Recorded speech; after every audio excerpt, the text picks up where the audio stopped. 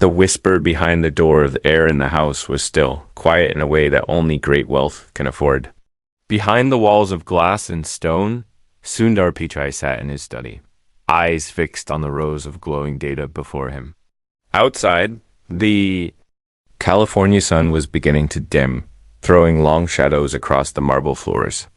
But Sundar's mind wasn't on spreadsheets or company strategy. Not today. Something was off. Something had been bothering him for weeks now. Something small, but persistent. Like a whisper you can't quite make out behind the door. You're afraid to open. It began 2 weeks ago, when he'd returned early from a meeting. The house had seemed empty at first, until he heard the sound of muffled crying echoing from the laundry room. He had paused, fingers frozen on the banister, heart catching slightly. It had been his maid, Savita. She hadn't seen him. Her shoulders shook with quiet sobs as she folded one of his daughter's school uniforms. The sound had lasted only seconds before she composed herself and continued as though nothing had happened. Sundar had walked away then, unsure of what to do. She was quiet, always punctual, respectful to the point of disappearing. She cleaned the house with a gentle grace, never asked for anything, and always left exactly at 6. He didn't know much about her, and he never asked. But something about her sadness haunted him, not just because she was in pain, but because he realized he had no idea who this woman really was. And for a man who led one of the most powerful companies in the world, that ignorance felt like failure. Tonight, he sat in silence, watching the digital clock tick toward 6. And just like every evening, Savita walked past his study door, head lowered, bag clutched tightly. He stood without thinking. It wasn't planned, it wasn't logical, but something in him stirred, a quiet urge, almost childlike in its insistence. He followed her. He waited until she was out the front gate, then slipped into his car, careful to keep his distance. The streets grew narrower as they left the polished perfection of Silicon Valley and entered neighborhoods less familiar to him. The world changed in layers. Lawns turned to overgrown lots, new cars to rusted ones. Streetlights flickered with dull orange glows. She walked quickly, crossing a busy road, her thin frame wrapped in a second-hand cardigan that looked far too small for the cold. Sundar's hands tightened on the wheel. Every part of this felt strange, even wrong. He wasn't sure what he was hoping to find, but the need to understand pulled him forward. Eventually, she turned into an alley behind him. Old convenience store. Sundar parked, stepping out slowly, heart thudding. He followed on foot now, shoes crunching softly against gravel. Ahead, Savita slipped through a rusted gate, barely visible in the dim light. Sundar hesitated, then walked forward. On the other side was a building more ruin than home. Paint peeled from the sides. Windows were cracked or boarded. Clotheslines crisscrossed above, sagging under the weight of worn garments. Children's laughter echoed faintly from somewhere nearby, but the place felt heavy, tired. Savita climbed 3 narrow flights of stairs and disappeared into a door near the top. Sundar stood below, looking up, breathing hard, not from exertion, but from the ache of realization that bloomed in his chest. This was her home. The woman who kept his home spotless, who moved like a ghost through his hallways, lived in a building he wouldn't have dared step into a week ago. And suddenly, he didn't just feel curious. He felt ashamed that he turned to leave, but stopped. When he heard a voice, it was faint, but unmistakable, desperate. It came from the building. He edged closer, hiding behind a wall, peering upward. Please, just eat a little, a young girl pleaded. There was no answer. Then the girl's voice broke into a sob. You promised me today you'd try.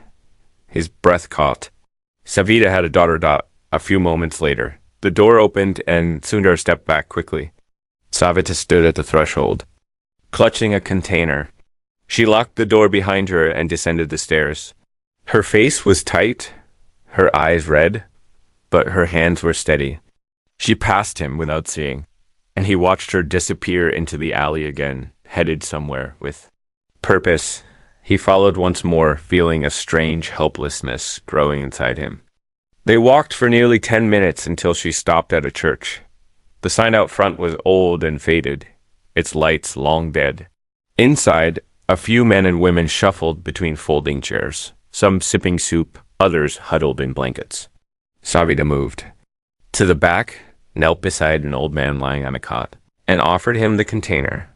"I made it extra soft today," she whispered, "just how you like it." The man reached out with shaking fingers, his voice thin. "Thank you, Beta. God bless you." She stayed with him, wiping his mouth as he ate, tucking the blanket around him, pressing her forehead gently to his. Sundar could only stare. This woman, who scrubbed his toilets, who silently polished his furniture, who never once looked him in the eye when she said, "Sir," was here, caring for strangers in the night with more grace than he'd ever shown in a boardroom. He turned away, overwhelmed, walking back to his car, the weight of everything he'd seen pressing down hard on his chest.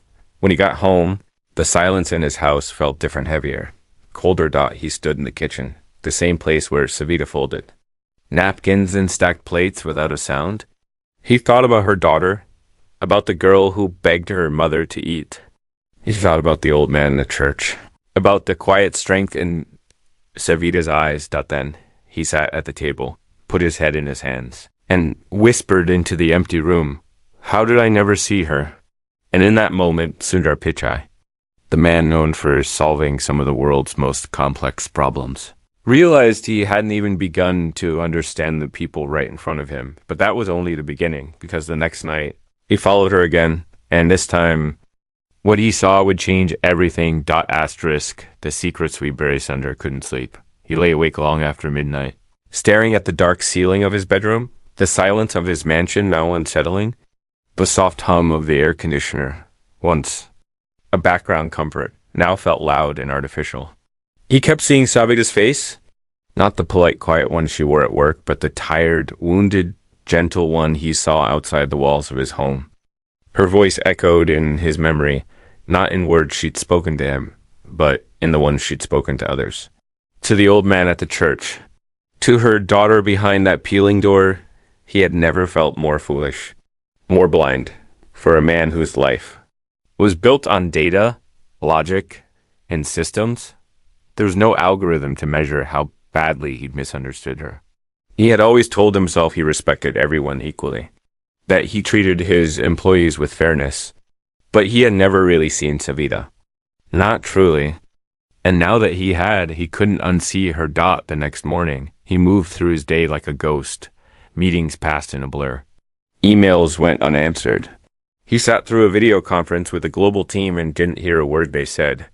He nodded when he was expected to, smiled out of habit, but his mind was somewhere else entirely. In a crumbling apartment building, in a church with no lights, in the quiet sorrow of a maid who carried the weight of more than anyone could imagine. That evening, he waited again, not out of curiosity anymore, but from a strange sense of duty, of guilt, of something deeper he couldn't quite name. At 6, she left, just like before. Sundar followed her once more, heart pounding not with fear, but anticipation. She didn't go to the church this time. Instead, she walked directly home, her steps slower than usual, her shoulders heavier. Sundar parked near the alley and waited, unsure of whether to approach, unsure of what he would even say. After about 20 minutes, he saw movement at the window of her apartment. A figure leaned out, slightly thin, small. A girl. She looked about 12 or 13, her hair pulled back into a loose braid, wearing a faded t-shirt. She rested her arms on the windowsill, eyes gazing at the sky, unmoving. Her face was calm, but there was a deep sadness in it, the kind of sadness children shouldn't carry. Sundar couldn't look away. Then he heard the shouting. It was sudden, sharp. A man's voice, cruel, slurred. I said, "Get out of my way." Then the girl screamed, not in fear, but in shock. A crash followed. Then silence. Sundar was out of the car before he could think. He ran toward the building, took the stairs, two at a time, his heart thundering. He reached the 3rd floor and froze in the hallway. Savita stood in front of her door, facing a man twice her size. He reeked of alcohol. His clothes were stained, his hands clenched into fists. "You can't just show up here," she said, voice shaking but firm. Asterisk, she's my daughter. The man yelled, "You don't get to keep her from me." "You left us," Savita said, standing tall now. "You left when she was 2. You haven't sent a rupee in 10 years. You don't get to walk in here and scare her." The man stepped closer. "Don't tell me what I get to do." "I'll take her right now if I want." "No," Savita whispered. "Not this time." And that was when Sundar stepped forward. "You need to leave," he said. Voice steady. Both of them turned. The man looked confused for a moment, then laughed. "Who the hell are you?" Sundar didn't answer. He moved slowly, placing himself between the man and Savita. His heart was racing, but he didn't let it show. He met the man's eyes and didn't look away. "Go," he repeated. Asterisk. The man opened his mouth, but something about Sundar's presence, his calm, his certainty, made him hesitate. He spat on the floor, muttered something under his breath, and stormed down the stairs. Only then did Sundar turn around. Savita stood frozen, her hand on the doorframe. Her lips trembled, but she didn't cry. Instead, she looked at him like she was seeing him for the first time. Like she wasn't sure if he was real. "Why are you here?" she asked quietly. He didn't have an answer. Not one that made sense. I followed you," he admitted. "I know it's wrong. I didn't know what I was doing, but I saw you at the church, and I couldn't stop thinking about everything." For a moment, she didn't respond. Then she opened the door. "You'd better come in." The apartment was smaller than he expected. Just one room. A thin mattress on the floor. A small stove in the corner. A chipped table with 2 chairs. It was clean, but there was almost nothing in it. Her daughter sat in the corner, eyes wide. Savita knelt and pulled the girl close, whispering softly. The girl nodded, then turned and gave Sundar a shy wave. "This is Priya," Savita said. "My daughter." Sundar knelt, smiling. "Hello, Priya. It's nice to meet you." She didn't speak, just nodded. Savita poured him a cup of tea, apologizing for the chipped mug. Sundar took it, touched by the small kindness. For the next hour, they talked.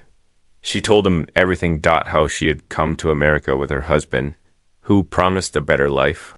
How he had lost his job within months and started drinking. How he became violent. How one night he threw a plate at her, and she'd run out with Priya in her arms. How she had lived in shelters, worked in restaurants, cleaned houses. How she'd learned to hide bruises and fake smiles, and how, slowly, she'd built a life from the broken pieces. "I didn't want your pity," she said. "That's why I never said anything. I just wanted to do my job, to survive, to raise her in peace." Sundar sat in silence. He had no words, only a heavy, aching respect.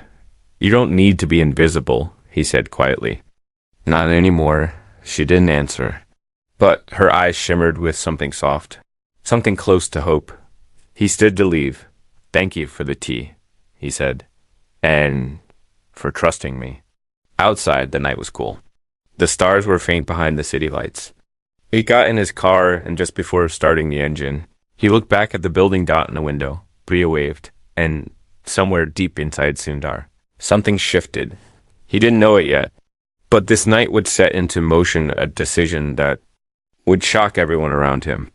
A decision that would test his values, shake the foundation of his life, and force him to choose between reputation and doing what was right.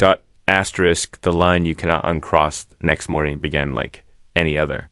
Sunlight spilled across the marble floor of Sundar's kitchen, touching the corners of the countertop where Savita always arranged the day's fresh fruit.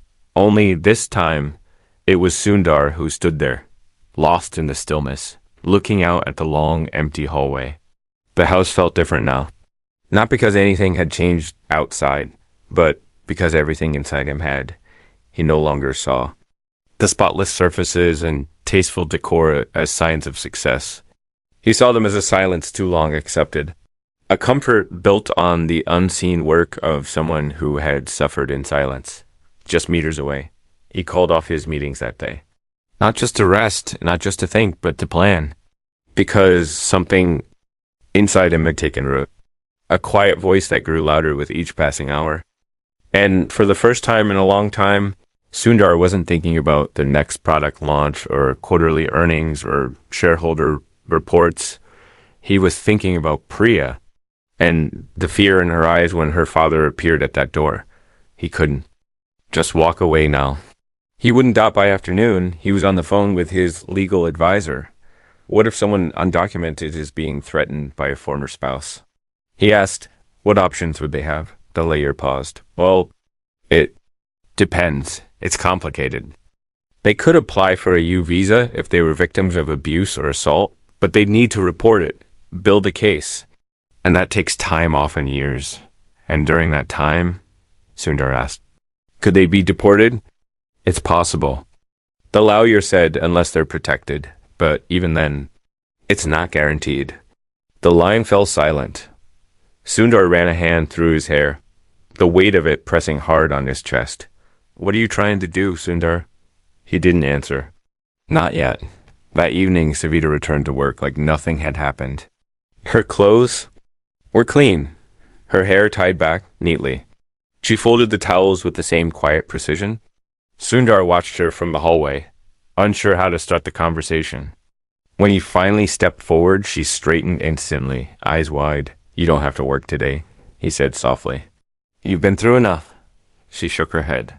I need to. I can't afford to stop. He hesitated, then asked, may I take you and Priya out tomorrow? Her expression tightened. Sir, not as a boss, he interrupted. As a friend, just for a few hours. She looked at him, unsure. Then finally, with a quiet nod, she agreed. The next morning, they drove out of the city, far from the noise and chaos, into the hills north of San Jose. The air was cleaner there, the sky wide and open. He brought them to a quiet park with a small lake, where ducks paddled lazily and sunlight danced across the water.pr. Iowa for the first time he'd heard. Chasing after birds with bare feet, her face bright, Savi sat on a bench, watching. Her hands folded tightly in her lap. Why are you doing this? She asked. Sundar turned to her.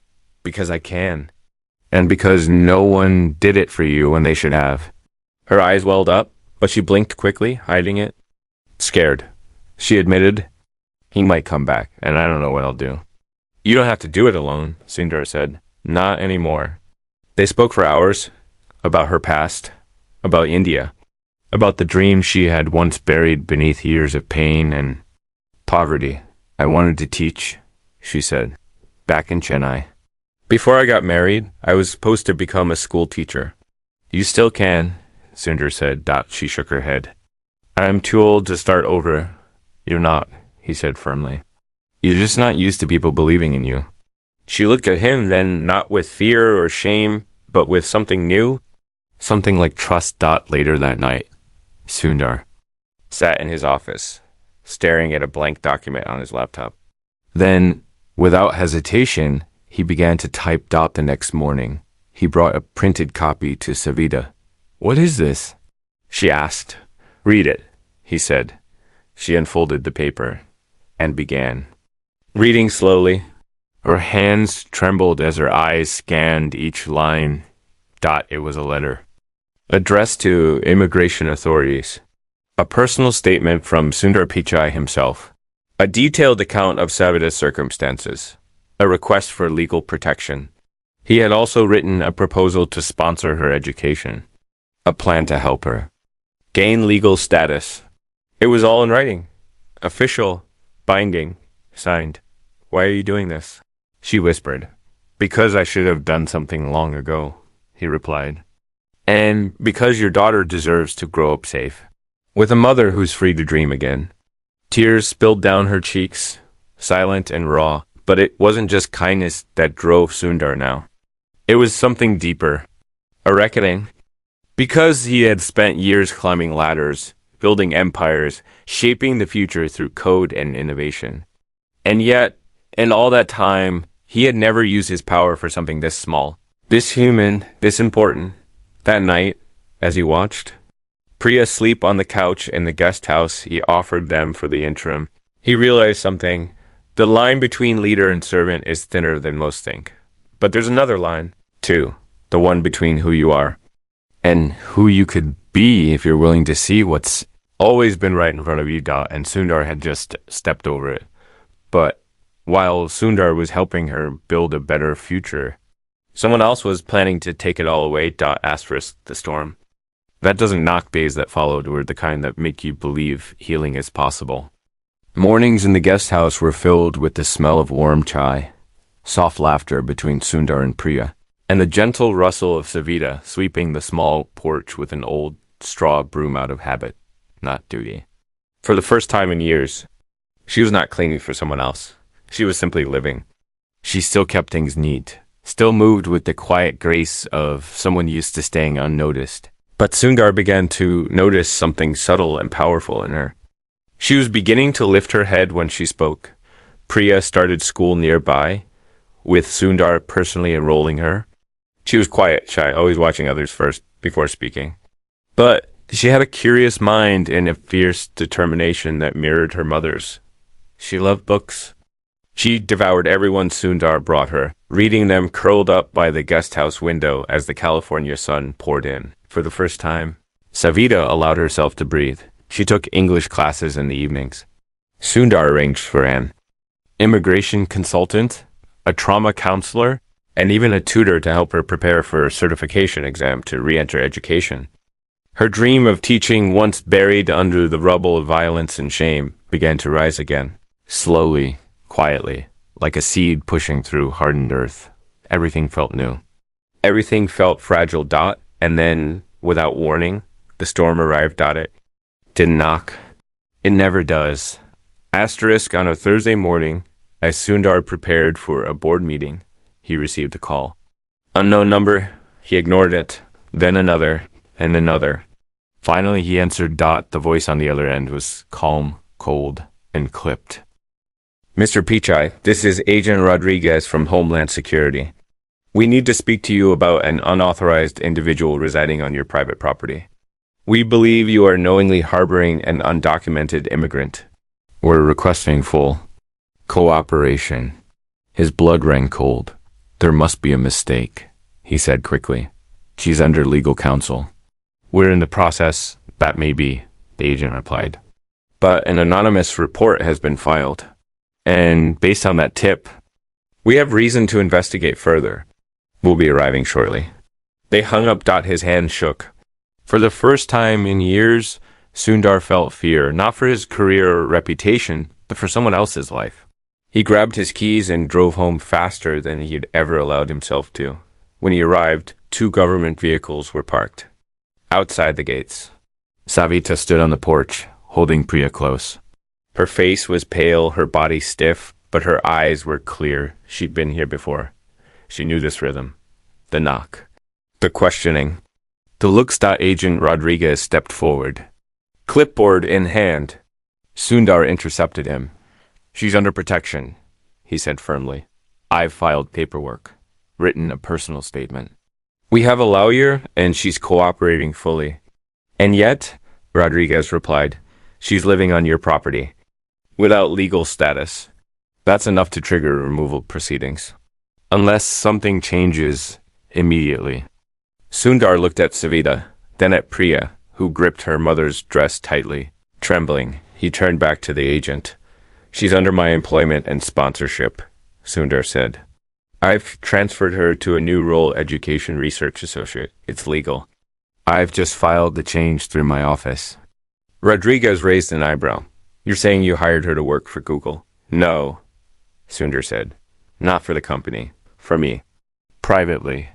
On a project focused on education equity. She's uniquely qualified. Her experience is real. The agent narrowed his eyes. And the tip we received?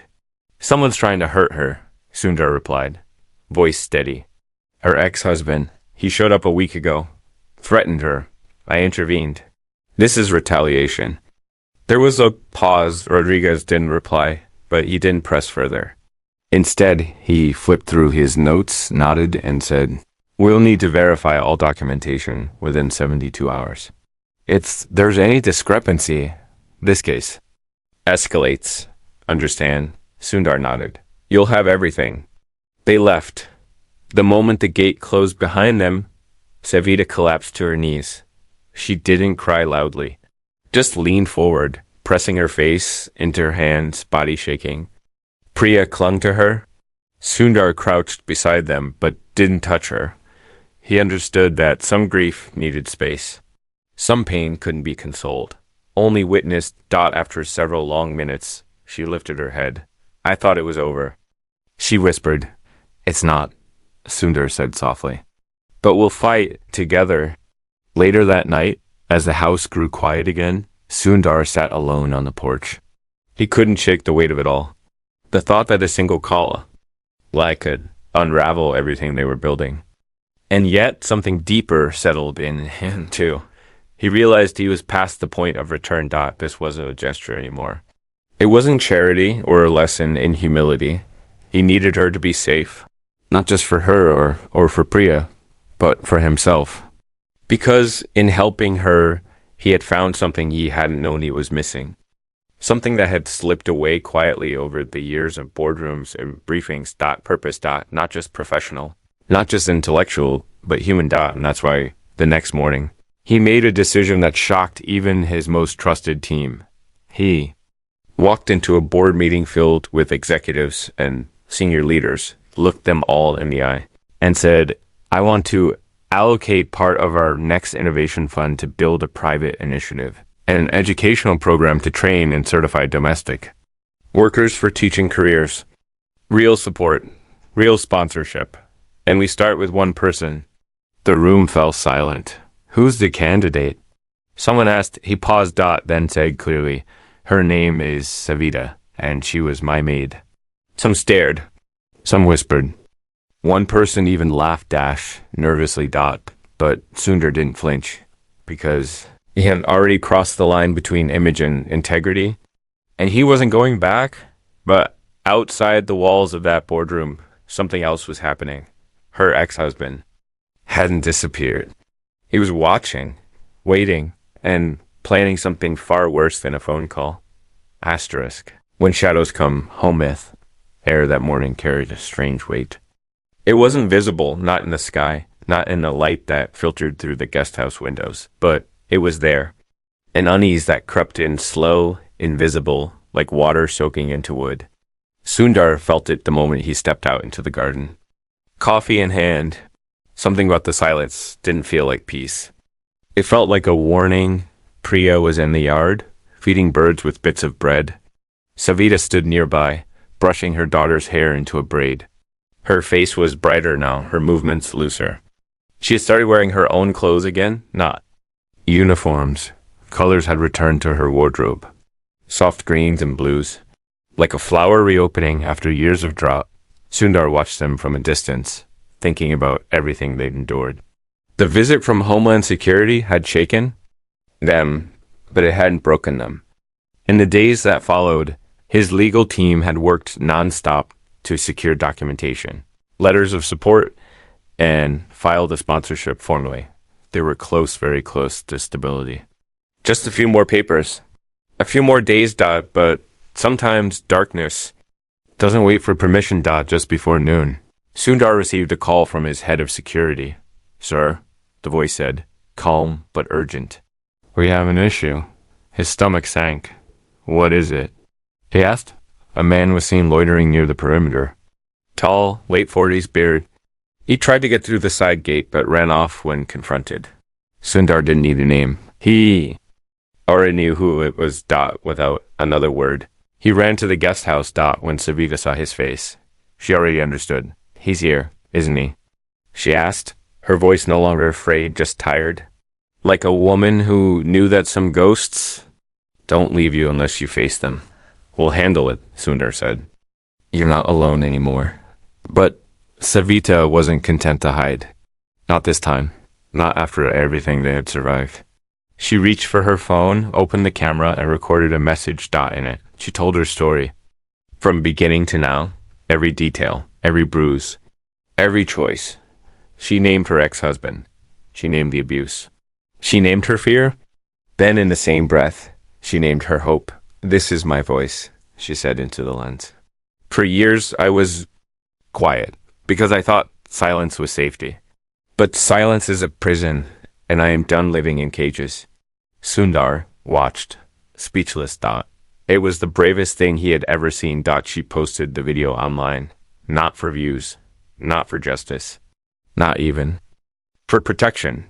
She posted it because truth, once spoken, can't be stolen. It lives. Within hours, the video was shared thousands of times, first by advocacy groups, then by human rights lawyers.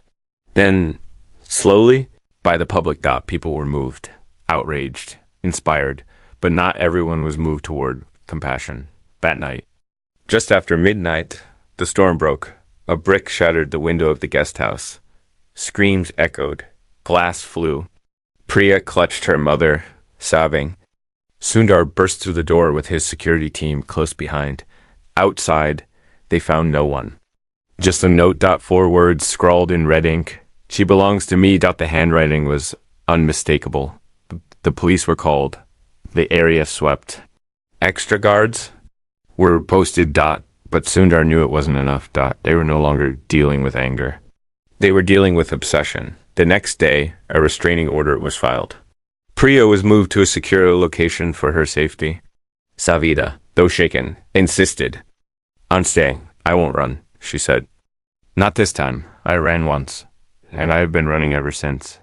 Sundar looked at her, then not as an employer, not as a protector, but as a partner, not in business, but in belief. The belief that some fights are worth everything. Even peace, even safety. He called a press conference. Standing before a sea of cameras and microphones. He did something no one expected. He didn't talk about technology or markets or innovation. He talked about a woman. I once said that the internet was the greatest equalizer, he began. But I was wrong. Courage is the greatest equalizer. And today, I stand beside someone who has more courage than anyone I've ever met, he told her story.